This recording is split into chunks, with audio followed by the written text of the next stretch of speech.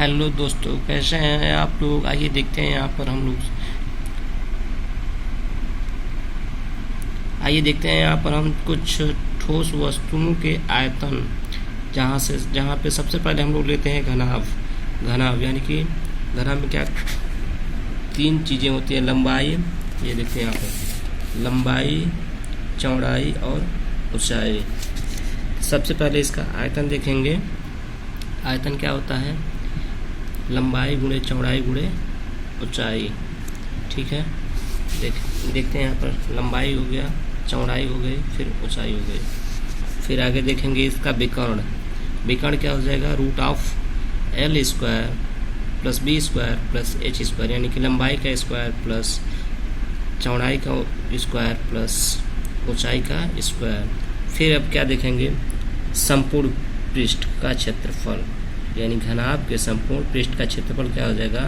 2 bracket में length into breadth plus breadth into height plus length into height, यानी कि लंबाई गुणे चौड़ाई प्लस चौड़ाई गुणे ऊंचाई प्लस लंबाई गुणे ऊंचाई, यानी कि L B plus B H plus H L. अब आगे देखेंगे हम लोग क्यूब। जहाँ जहाँ हम लोग घनाभ में देखें लेंथ इंटू ब्रेड्थ इंटू ऊंचाई होता था, यहाँ भी सेम होगा, लेकिन इसमें क्या होगी? प्रत्येक भुजा समान हो जाएगी। इस वजह से वहाँ पे L into B into H होता था, तो यहाँ भी A इंटू ए अगर लिखेंगे तो A क्यूब हो जाएगा। यहाँ पे आयतन कितना हो जाएगा इसका? A क्यूब हो जाएगा। घनाभ का संपूर्ण पृष्ठ का क्षेत्रफल कितना हो जाएगा? यहाँ पे हम लोग देखते थे A स्क्वायर, घनाभ वाले में देखते थे L square plus B square plus H square विकर्ण। तो इसका विकर्ण क्या हो जाएगा? A cube plus B cube plus A cube plus A cube plus A cube 3 times लिखेंगे तो 3 ए क्यूब हो जाएगा। 3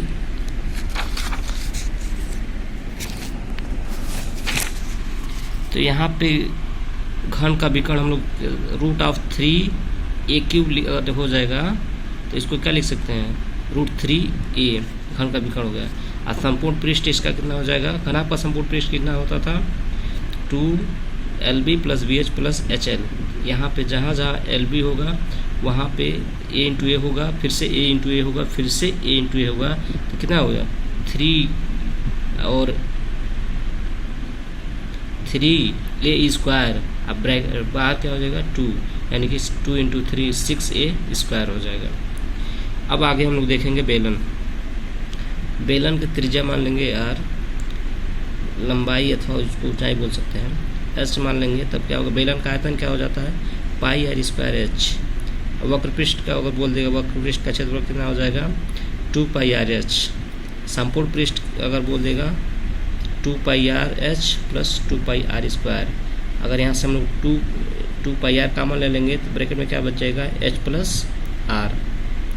ठीक है, आगे अब हम लोग देखेंगे शंकु।